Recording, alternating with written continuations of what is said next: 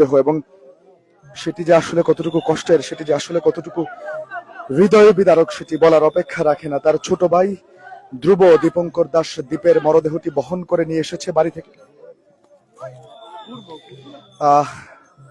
আমরা দেখতে পাচ্ছি দীপঙ্কর দাস দীপকে চিরনিদ্রায় শায়িত করা হচ্ছে তারই নিজের বাড়িতে, তার গ্রামের বাড়ি যেটি রয়েছে হবিগঞ্জের বাহুবল উপজেলার পুটিজুরি গ্রামে। এবং শত শত হাজার হাজার ভক্ত সমর্থক তার অনুসারীরা তারা এখানে নিয়ে এসেছেন এবং স্বজন পরিবার পরিজন থেকে শুরু করে সবাই কিন্তু তার মৃত্যুতে হাহাকার করছেন। তার এলাকার মানুষজন বলছেন যে তারা একজন সত্যিকার ঘিরে শত শত মানুষজন তারা কিন্তু আজকে এখানে এসেছেন এবং প্রত্যেকেই দ্বীপের জন্য আফসোস করছেন। কেউ বা আবার দ্বীপের মুখটি এক নজরে দেখতে না পারার আফসোসে কাতরাচ্ছেন। তবে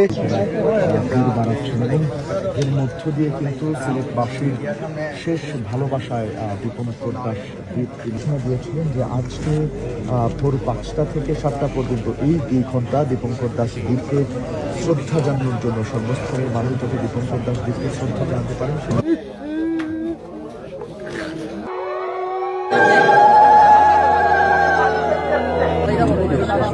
ফুল দিয়ে শ্রদ্ধা জানানো